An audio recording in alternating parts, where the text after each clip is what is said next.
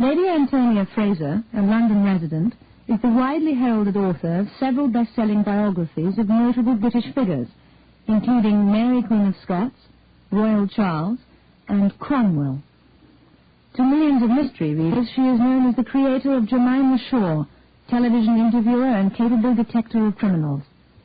Miss Shaw has appeared in more than 10 adventures to date, including A Splash of Red, The Wild Island, and Oxford Blood, as well as in a collection of stories, Jemima Shaw's First Case.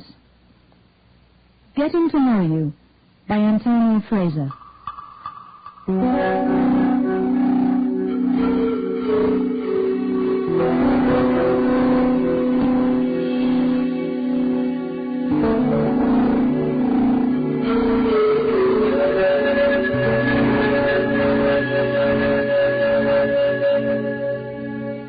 The moment the door was shut behind her, the man put the security chain across it. Then he ordered Jemima Shaw to take her clothes off. All of her clothes.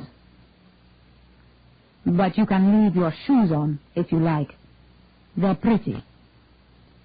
Jemima found that the sheer unreality of the situation prevented her from taking in what he was saying. She could hear the words, all right. The man was standing right beside her, his breath on her cheek, although he was not in fact breathing particularly heavily. They were about the same height, his eyes very widely set, the color of glossy chestnuts, were level with hers. The man's hair was dark, very thick, and quite long and shaggy. They were so close that she could see one or two silver threads in the dark mass. He had a mustache, sideburns, and soft dark down on his cheeks. That was what gave him a Mediterranean look. His accent, however, faint but discernible, she could not place. He wore a clean white T-shirt with some kind of logo on it, and jeans. The broad shoulders and the heavy arms, revealed by the contours of a T-shirt, gave an impression of considerable physical strength. In spite of his calm breathing, Jemima was aware that he was sweating slightly. She was carrying a large green Chanel-type handbag of quilted leather, slung over her shoulder by two gilt chains. The man took the bag from her and put it carefully on the king-size bed that dominated the hotel room. The curtains were drawn, and the lamp by the bed was lit, although it was, in fact, only 11 o'clock in the morning. The man repeated his command. "Take off your clothes," he added. "I want to get to know you." It was idiotic, thought Jemima. The previous television program she had worked on had actually been about rape. During that period, she had spoken to at least a dozen victims of widely differing ages on the subject. The words she had heard most frequently went something like, "You just don't understand what it's like. Helplessness, if it's never happened to you, until it's happened to you." Naturally, she had never sought to argue the point. Her intention, as an investigative television reporter, had been to present her evidence as sympathetically but candidly as possible in order to illustrate just that gulf between sufferers and the rest, however well-intentioned. The program about rape had been the last in a series of which the overall title had been Twice Punished. It had concentrated on the tragic social after-effects of certain crimes. Helplessness. You just don't understand until it happens to you. Now it seemed Jemima was going to find out for herself the truth of those sad, despairing cries. Rather too late for her program, ironically enough. And she had a feeling she was going to lose a sense of irony, or detachment, she could hang on to in the present situation, and then something more. "Take off your clothes," the man said for the third time. "I want to get to know you." He was still not hurried or breathing heavily. Only the slight perspiration on his upper lip betrayed any kind of agitation. Jemima now guessed him to be Moroccan or Algerian, maybe even Turkish. His actual use of English was more or less perfect. "Who are you?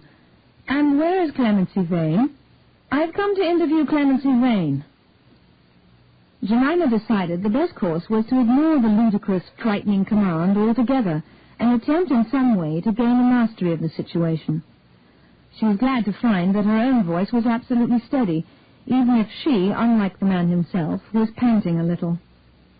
She found that she was also able to manage a small, sweet, composed smile, the one the viewers loved, because Jemima generally went on to demolish the recipient of that sweet smile, some pompous political leader, perhaps, politely, but totally. Jenny, he accented the last syllable just slightly, is not here. I have come instead. Now you will take off your clothes, please, or... He paused as if to consider the situation in a rational manner. I could perhaps take them off for you, but you would probably prefer to do it yourself. The man bent forward and undid the loose drawstring tie at the neck of Jemima's cream-colored jersey dress. His hands, like his shoulders, were large and muscular. They were covered with dark hair. The nails, Jemima noticed automatically, were very clean, as if scrubbed, and well kept. He undid the first pearl button and made as if to touch the second, and then he drew back. This is where I scream, thought Jemima. Argument stops here. There must be somebody in earshot in this damn barn of a hotel. Don't touch me, please, she said aloud. And I must tell you that whoever you are, my camera crew are due to arrive in this room in exactly 1 minute. They took the next lift. Oh, don't be frightened. The man ignored her remark about the camera crew, which was in itself a worrying sign, since it was in fact quite untrue. Jemima doubted whether at this precise moment anyone in the world knew exactly where she was. Not even Cherry, her faithful PA at Megalith Television. I'm not going to hurt you, he said. Even if you scream, he had clearly read her mind. I shall not hurt you, only silence you with this. For the first time, Jemima realized the man had a large white scarf or cloth on his arm. But please do not scream. There would be no point, I think, since both the rooms near us are empty and the maid is far away. The man hesitated. Then he led Jemima quite gently but firmly in the direction of the large bed. They both sat down. That brought her, possibly, within reach of her green handbag. But what kind of weapon was a soft quilted leather handbag, however large? The man gazed at her earnestly with those wide-apart brown eyes. I have seen you on television, Jemima. I think you're very beautiful, and you're intelligent, too. I like that very much. You'll find I really appreciate your intelligence when we get to know each other better. Women should cultivate their intelligence so as to be of interest to men. How can a stupid woman be of any interest to a man? Education is very important for women in order to help their man. Now that the man was talking, almost rattling along, poking his face close to hers, talking at manic speed, but not attempting otherwise to touch her or her clothing in any way, the best plan seemed to be to keep him at it. The education of women, a bizarre subject to discuss, perhaps, under the present circumstances, but one on which Jemima did at least have strong views, if not precisely these views. You're absolutely right, she agreed, her tone still resolutely equable, resisting the temptation to adjust the loose tie and button of her dress. On the subject of education, would it be a good plan or a very bad plan to reintroduce the subject of Clemency Vane? Her captor, for such he was, either knew her or knew of her. As it was, one could indeed fruitfully talk about the education of Clemency Vane, and at some length, in view of what had happened to her following that education. Had the missing Clemency been actually present in the hotel room where she promised to be, Jemima herself would have shot off some pertinent questions on the subject, even if she would have recorded the answers in her own well-trained memory, and not as yet with the camera crew. Clemency had asked for her to take no notes, and certainly not use a tape recorder at these preliminary interviews. And Jemima, who at this stage was committed to nothing, Clemency having made all the running herself, had nothing to lose by agreeing to her terms.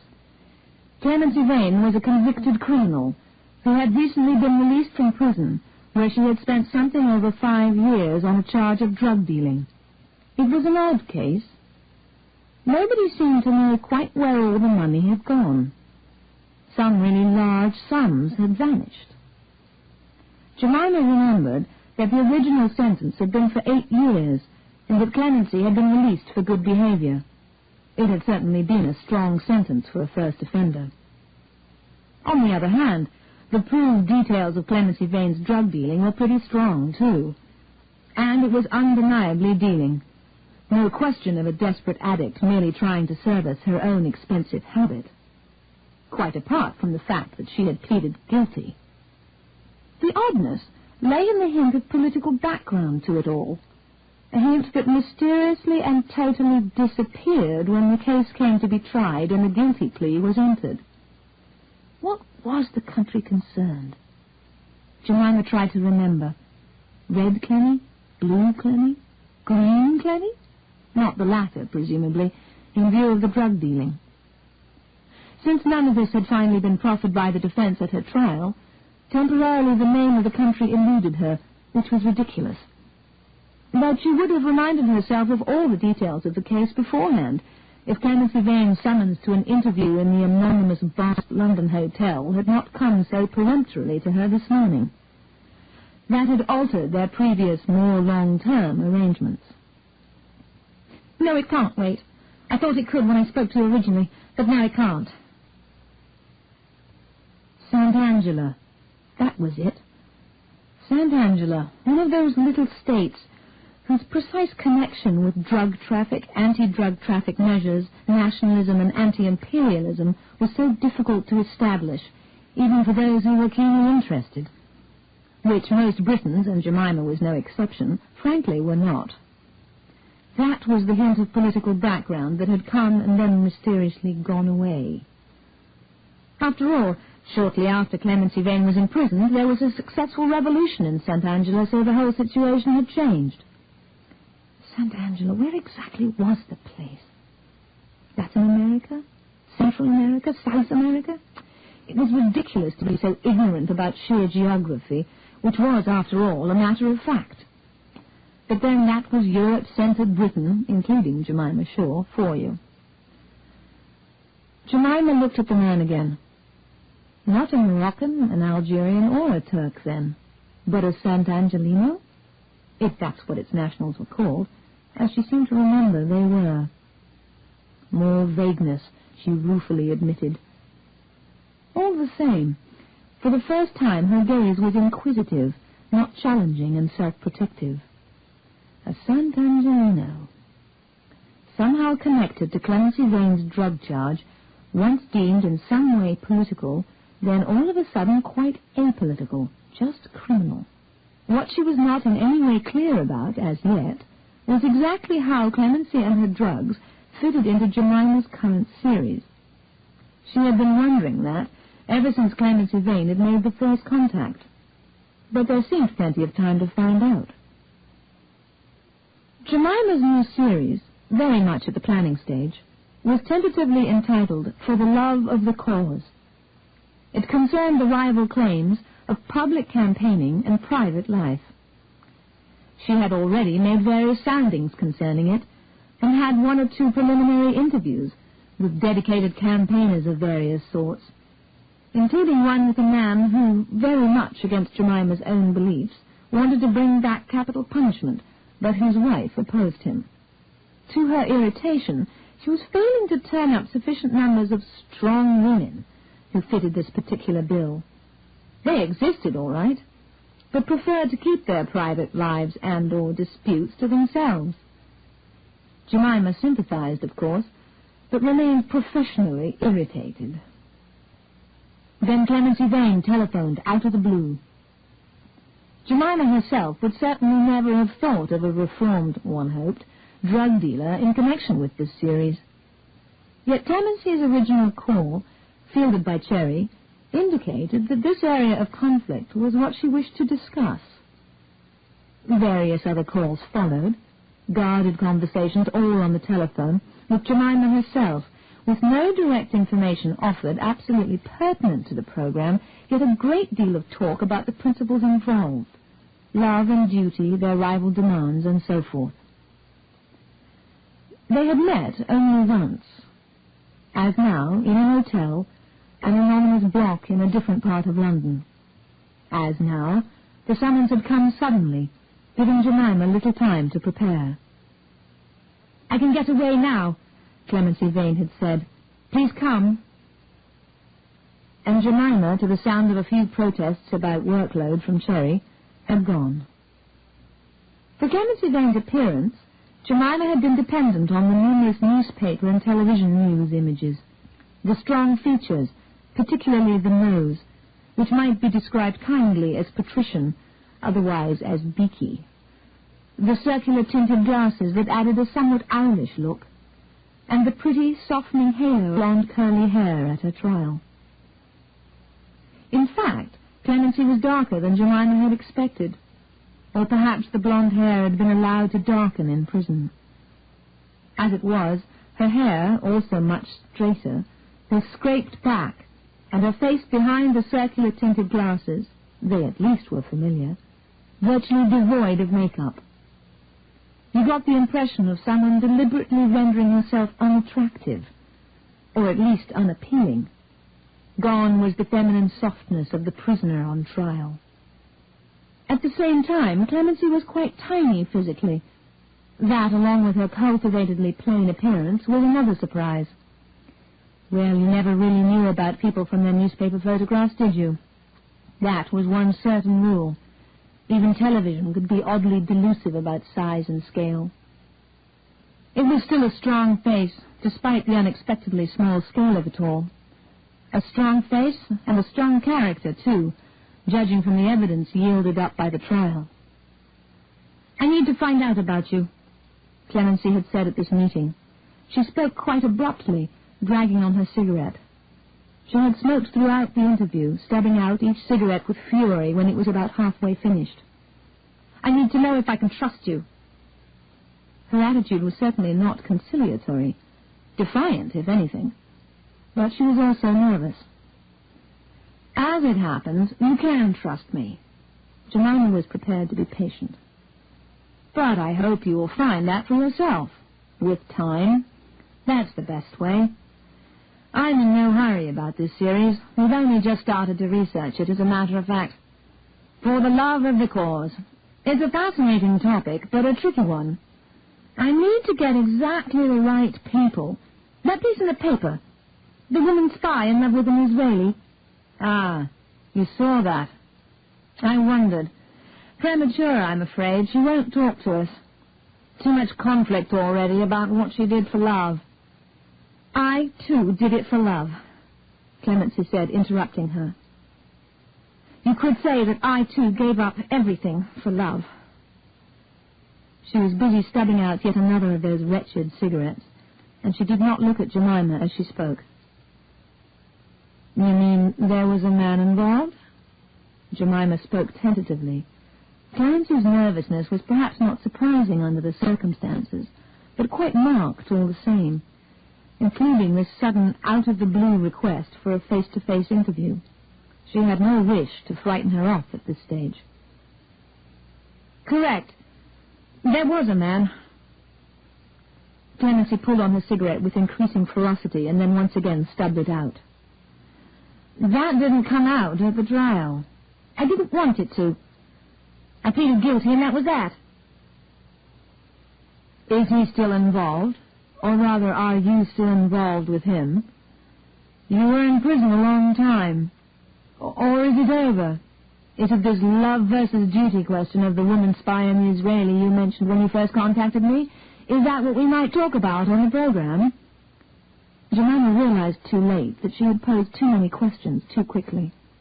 An obstinate, closed expression on Clemency Vane's face warned her of her mistake. "I don't want to say any more at the moment. You must understand. There are problems."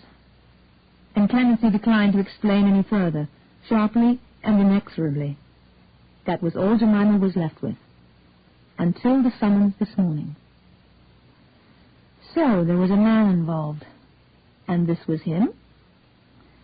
Was Jemima now looking at the man for whom clemency, product of a privileged education, showered with worldly advantages by her doting parents, clever enough to achieve university, achieve anything she wished in truth, had thrown it all away? Infatuation was a fascinating subject. One woman's infatuation was another woman's poison. Take this man. Very strong physically, perhaps. She hoped not to find out. And certainly quite handsome. This was the man for whom a privileged English girl had wasted 5 years of her life. This Sant'Angelino without even a name. "My name is Alberto," he said to her with a smile. His first smile. And that might be a good sign, might it not? Once again, however, he had apparently read her thoughts. Not such a good sign, that. "First of all, you will take off all these clothes, even the shoes now. Then we will know each other better, and perhaps we will love each other." Alberto put both his big hands on her shoulders as though he were measuring her for something. "Shouldn't we get to know each other first?" Jemima spoke in the most reasonable tone she could muster. She must at all costs, she knew from studying such things, humor him. She must not arouse his violence, his hostility, give him that psychological impetus he needed to transform the situation from polite parleying to physical action. It was the feeling of helplessness that was so terrible, just as she had been told so many times. "And perhaps we will love each other." Oh, for God's sake, it wasn't the stripping that mattered. Jemima had a beautiful body, or at least had been assured of it enough times to lack self-consciousness on the subject. She had no particular feeling about nudity and privacy either, sunbathing topless or even naked when it seemed right without giving much thought to the subject. The exposure of her body, however disagreeable the demand in this secret claustrophobic context, was not the point, but to love each other. How near, for example, was the hotel telephone? Looking round, she saw the telephone was on the far side of the bed. Her eye then fell on an ashtray with stubs in it. That gave her an inspiration. It was worth a try, even for a dedicated non-smoker like herself. "Could you let me have a cigarette first, please? Then I promise." Alberto hesitated. Finally he said, "I have no cigarettes." Jemima gazed again at the stubs, half-smoked. In spite of herself, she found she was trembling, and her voice shook when she spoke. She had not realized before how much she had been counting subconsciously on Clemency's arrival to interrupt them, somehow save her. Clemency Vane was, after all, the one person in the world who really did know where she was. Jemima looked at the bathroom door. It was closed. She had not really thought about it, but now the blank door had a sinister look. "What's happening here? Is she... Wait a minute. Is she still here? Is this a plot?" Alberto smiled again. Jemima, her fear rising, decided that his smile was not, after all, a good sign. "A plot? Yes, you could call it that," he said. "A plot to get to know you. You thought it was your plot with your silly program about love and duty. Even an intelligent woman like you, with your fine education, can be a little silly sometimes. But it was not your plot. It was our plot." "Clemency knows about this," exclaimed Jemima. "Well, she must. How else did you know I was coming? Listen, Clemency's here. That's what you're saying?" "Don't you understand? Clemency will do anything for me. She's my woman. The drugs, everything, prison, that was all for me. And now she has brought you here for me. She set you up for me. Clemmy told me to come here," he went on with that strange, horrible exhilaration. "She laughed, yes, she laughed at you for thinking she would take part in your stupid program."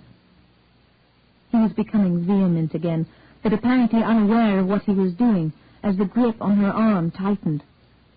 "I'm a strong man, you see, the kind of man women love. Women love to support and help men like me. Clemency knew that." "Strong man," she said. "You get to know Jemima Shore, then, if you want. Get to know Jemima Shore, if you like. Because during all those years you never knew anything really about me, and now you never will. Poor Alberto, you will never know me. Alberto's hand loosened again, and his voice, too, had changed subtly, as though he were imitating Clemency herself, her abrupt, rather scornful tones. There was a silence between them. You will never know me. But it was Alberto who had said that, quoting Clemency, not Jemima. It was Alberto himself, imitating Clemency. She did do it all for me, didn't she? He was questioning Jemima now. There was something pathetic about him, despite his fierceness and the strong hands that still held her prisoner. But then that temporary glimpse of something pathetic was quite gone. Alberto started to pull at Jemima's clothes. The beige jersey dress came off quite easily, or would have done so, but the very violence of his actions hindered him, those scrubbed, strong hands seemingly frustrated by his own haste. I must not struggle, thought Jemima desperately. I must not even scream. I know what to do. I must be passive. I must endure. I must survive. Otherwise, he'll kill me. Now she was in her silk petticoat, and the man was panting horribly, sweating much more. He began to talk, gabble. Women, you like this. This is what you really want. Bitches, traitors. He talked on, and then half hissed, half shouted at her. You are really going to possess!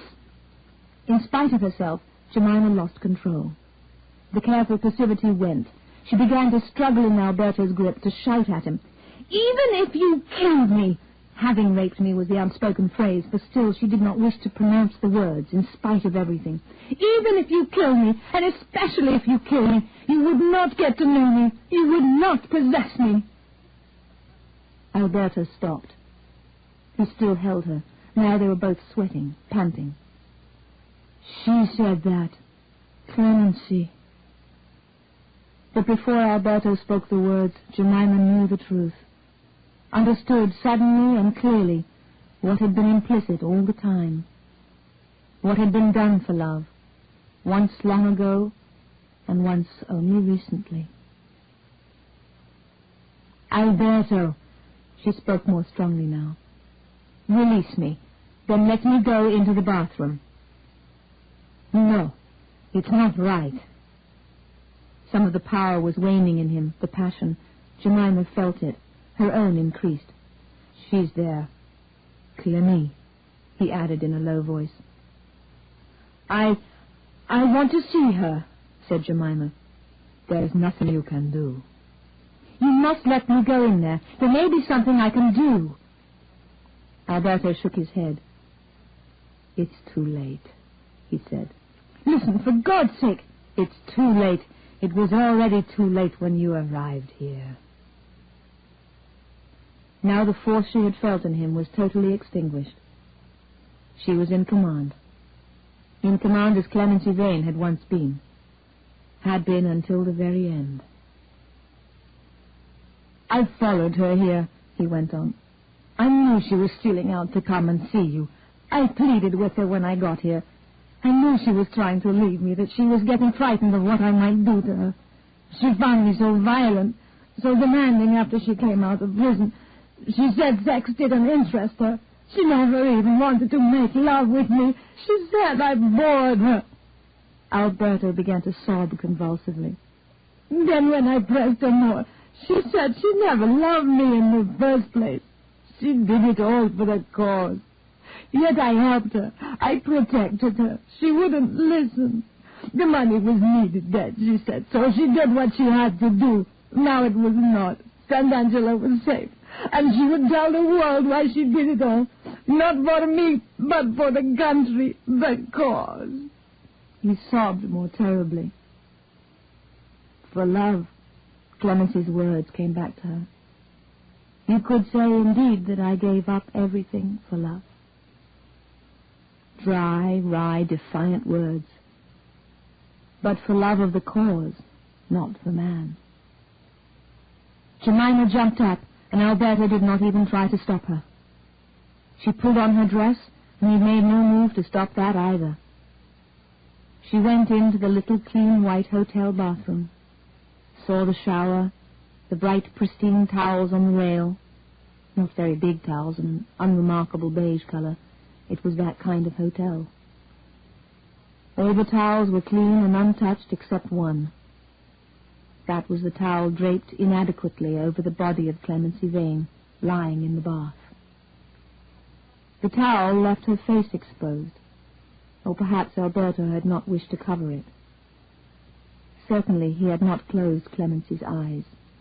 They stared at Jemima, sightless and bulging, above the purpled discoloration of her face, the mouth, and the tongue. There was no sign of what Alberto had used to strangle her. But the memory of his strong, black-haired, well-tended, well-scrubbed afterward, muscular hands came back to her. The hands that had held her, Jemima, and tried to know her, as in the end they had never known Clemency Vane.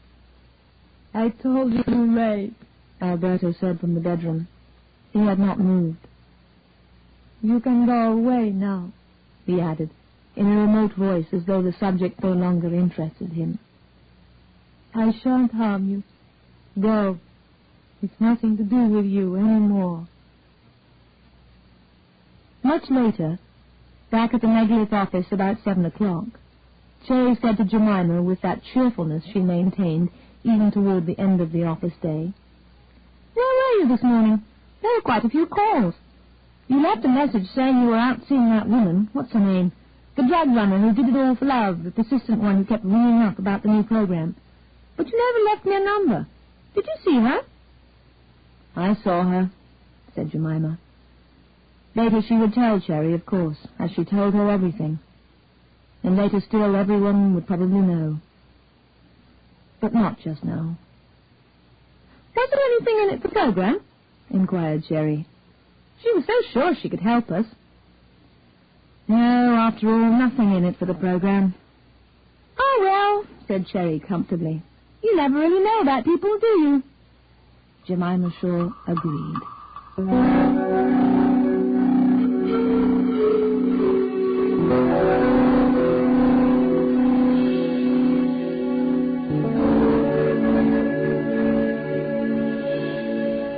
This story is taken from A Woman's Eye, edited by Sarah Poretsky. All rights reserved. Narration by Jimmy Leishman. Music by Craig Harris.